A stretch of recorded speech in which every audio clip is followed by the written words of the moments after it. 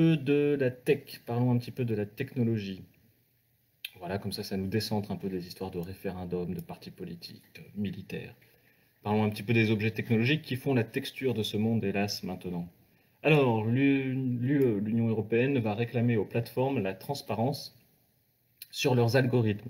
Alors, vous savez que ça, c'est le grand problème, c'est qu'on ne sait pas comment ça marche, les algorithmes. Qu'est-ce que c'est les algorithmes? Les algorithmes, déjà, c'est un mot arabe, il faut le rappeler, hein, puisque c'est quand même aux Arabes qu'on doit beaucoup de nos mathématiques, mais aussi de la philosophie. On ne connaîtrait pas la philosophie grecque s'il n'y avait pas eu les Arabes pour la traduire. Et bien, c'est pareil pour les mathématiques. On n'aurait pas connu le zéro, nous autres pauvres Européens un peu attardés à l'époque, si les Arabes ne l'avaient pas récupéré auprès des Indiens. C'est les Indiens qui ont inventé le zéro et c'est les Arabes qui l'ont récupéré et qui ont développé les mathématiques à un point complètement fou, alors qu'à l'époque où nous, on faisait encore des trucs très grossiers.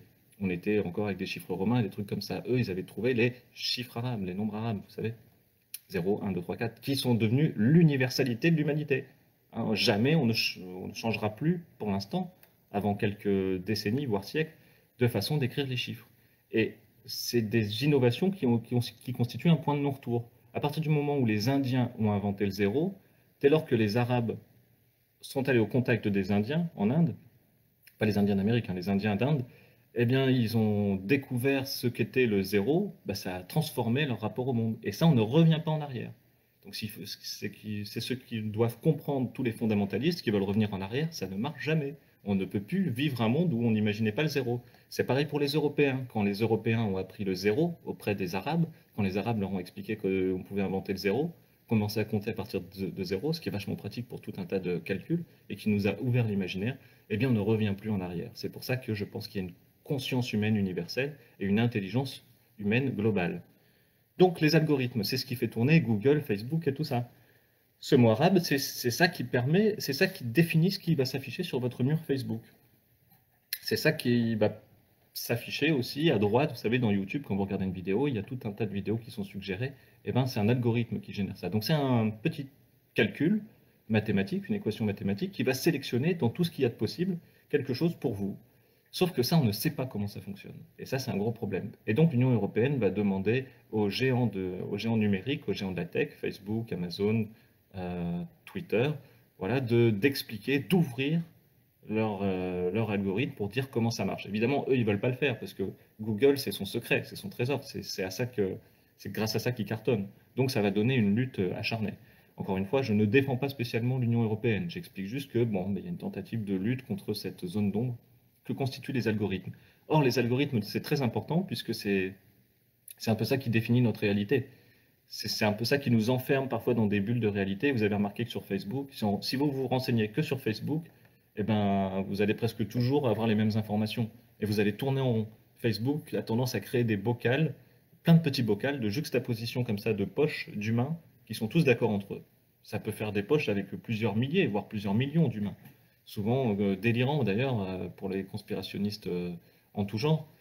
Mais sauf qu'ils sont toujours d'accord entre eux, parce que les algorithmes ne créent pas, n'ont pas d'intérêt à ramener des choses qui viennent de l'extérieur. C'est pour ça qu'il ne faut pas s'informer uniquement sur les réseaux sociaux, parce que vous risquez de passer à côté de beaucoup d'informations. Et c'est pour ça que moi, je m'évertue, par exemple, à lire Le Figaro tous les jours, parce que j'ai que ça à foutre. Non, mais parce que ça me passionne, et parce que comme ça, je suis sûr de tomber sur des infos que j'aurais pas vues par hasard. Parce que sur Le Figaro, les gens qui écrivent Le Figaro, c'est pas forcément des gens qui seraient dans mon cercle d'amis.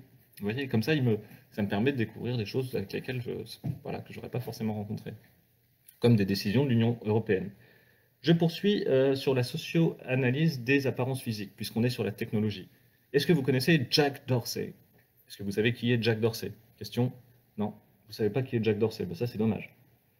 Parce que Jack Dorsey, c'est celui qui a créé le réseau social qui a, à certains égards, en tout cas dans certains milieux élitistes, supplanté Facebook. C'est le créateur de Twitter et l'actuel patron de Twitter.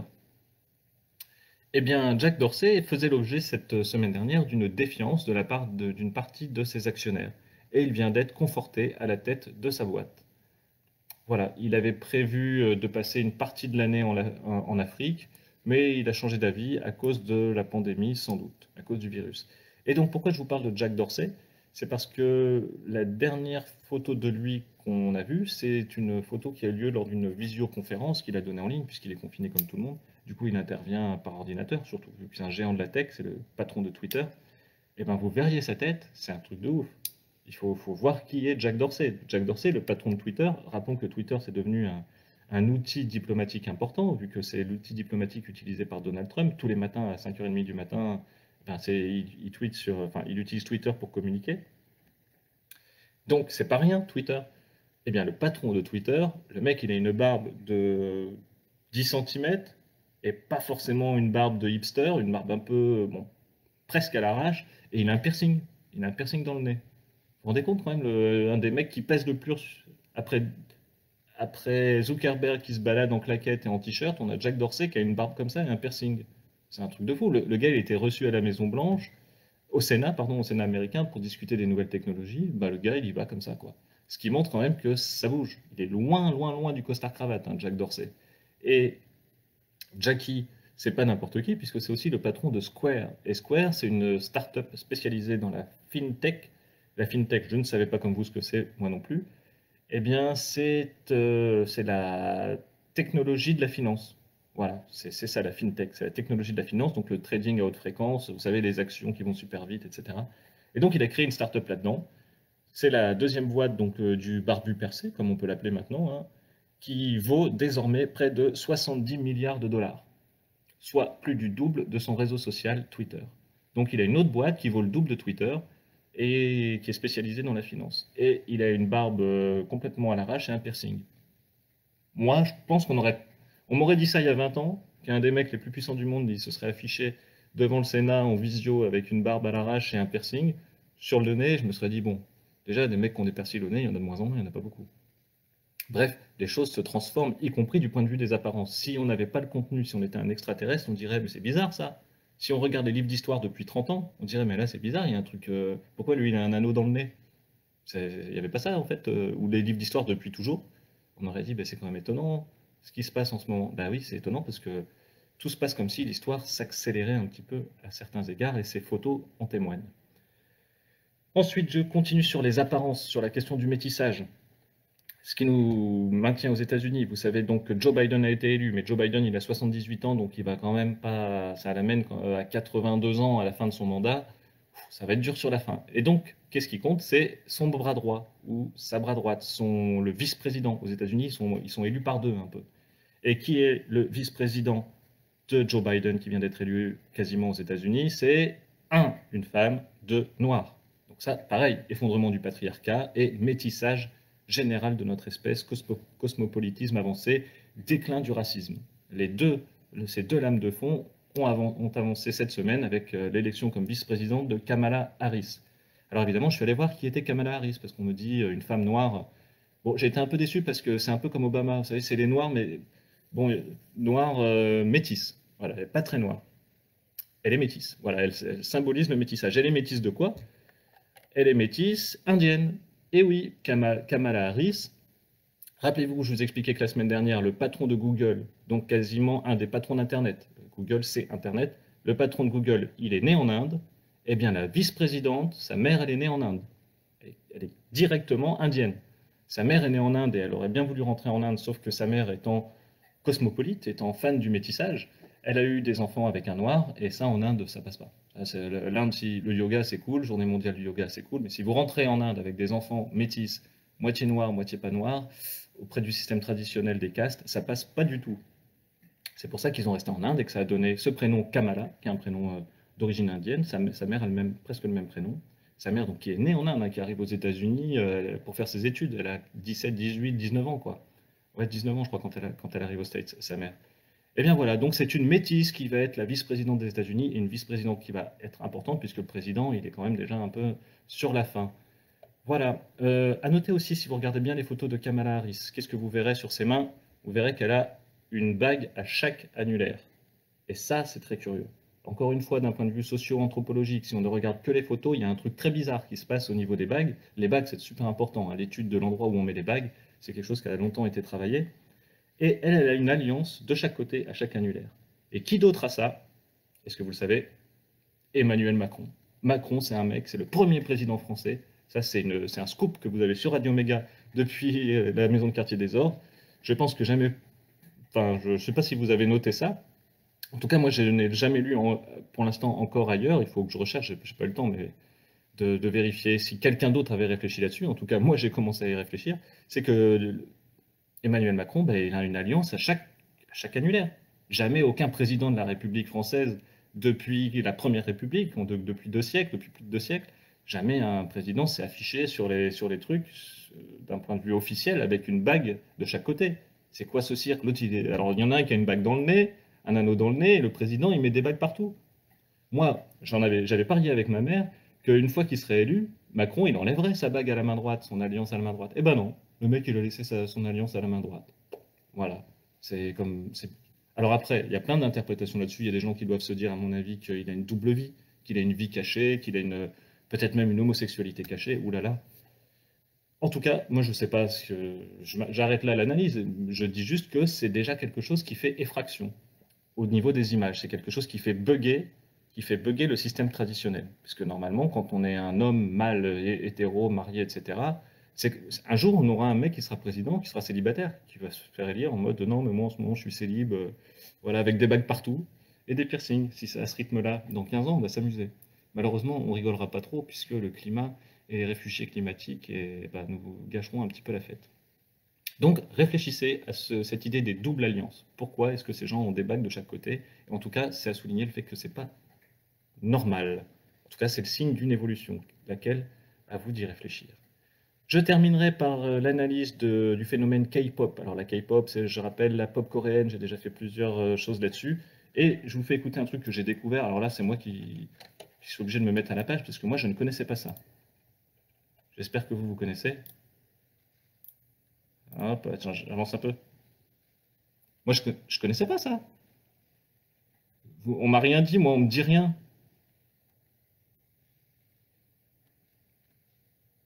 Ben, moi, je connaissais pas. Ah, j'imagine que ça, vous connaissez, puisqu'il y a plus de 7 milliards d'êtres humains qui ont regardé cette vidéo. Il y a bientôt plus d'humains qui ont regardé la vidéo qu'il n'y a d'humains sur Terre. Et oui, parce qu'il y en a qui la regardent plusieurs fois. Et donc, j'ai découvert ça sur le Figaro. Heureusement que j'ai regardé le Figaro, parce que personne ne m'avait prévenu que Baby Shark était le nouveau tube. Moi qui fais des concerts, à chaque fois qu'on joue Despacito avec mon camarade Tonio, que je salue, je précise presque à chaque fois qu'on va jouer le tube de l'humanité, la chanson la plus connue sur Terre, puisque Despacito était le record mondial avec plus de 6 milliards de vues. Et ben là, on a été battu par un truc tout pourri. Baby Shark, la musique, elle est nulle, elle est complètement nulle. Et ben ça a fait plus de vues et ça a battu Despacito. Pour me consoler, je ne pourrais que souligner le fait que ce tube et ce carton mondial rappellent encore une fois que le cosmopolitisme et le métissage l'emportent. Puisque s'il y a des suprémacistes blancs, eh ben, ils sont bien obligés de constater qu'à chaque fois qu'il y a un tube planétaire, eh ben, ce n'est pas un tube de musique purement occidentalo-occidentale, c'est de la musique mélangée, puisque la musique se mélange. Et donc ils ont déjà perdu sur le terrain de la musique et sur le terrain d'Internet, et bref sur le terrain de l'humanité. C'est fini, les gens ils se mélangent, ils aiment des musiques de partout. Il faut savoir donc que ce nouveau tube mondial qui a battu tous les records anthropologiques, donc de visionnage sur YouTube. À chaque fois qu'il y aura un record qui sera battu, bah, je m'obligerai à m'y intéresser pour voir ce que c'est. C'est à la base une chanson américaine qui a été remixée et qui nous vient encore une fois de Corée du Sud. Comme quoi, bah, voilà, l'asiatisation du monde, en tout cas le mélange des identités, prend encore plus avec ça, d'autant plus que j'en avais pas parlé dans l'analyse de la K-pop et c'était une erreur. Le premier carton planétaire, le premier grand tube de la planète qui avait fait le tour sur YouTube en très peu de temps, c'était Gangnam Style, vous vous rappelez? Oppa Gangnam Style, vous vous rappelez de ce tube-là à l'époque? C'était sorti en 2012 et ça avait fait plus de 2 milliards de vues. Maintenant, on en est à plus de 7 milliards.